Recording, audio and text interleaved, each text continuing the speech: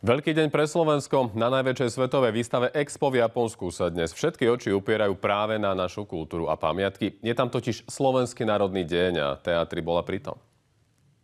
Keby si ty partu rada nosila, veru by si družbu krajšie prosila.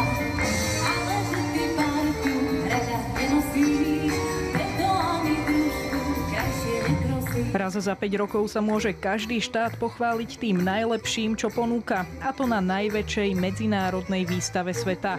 Slováci stavili v japonskej Osake najmä na folklór a tradície, ale v modernom prevedení. Bolo za tým asi polročné úsilie pripraviť celú tú jazdu, celú tú výpravu sem do Osaky, pretože sme tu v počte 60 ľudí. To je kroj z Veľkého lomu.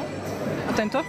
Ja reprezentujem región z Hrušova. Predstavenie nazvali Poklady a postarali sa oň folkloristi z celého Slovenska. Medzi miestnymi malo veľký úspech.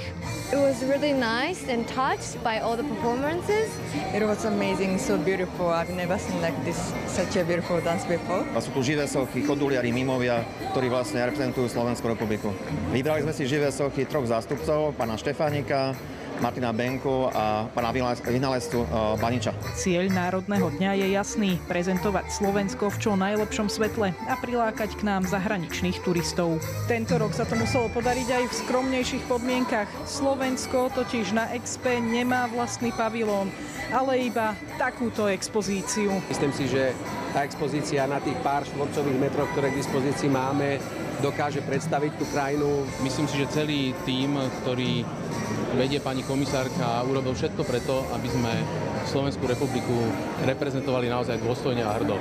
A myslím si, že by sme do budúcna mohli sa znovu vrátiť k myšlienke vlastného pavilónu, ktorý by sme sa spravili podľa vlastného dizajnu. Výstava sa Slovenským národným dňom ešte nekončí. Potrvá až do polovice októbra. Z japonskej Osaky Veronika Pancuráková, Teatri. Už je ti Janička, už je ti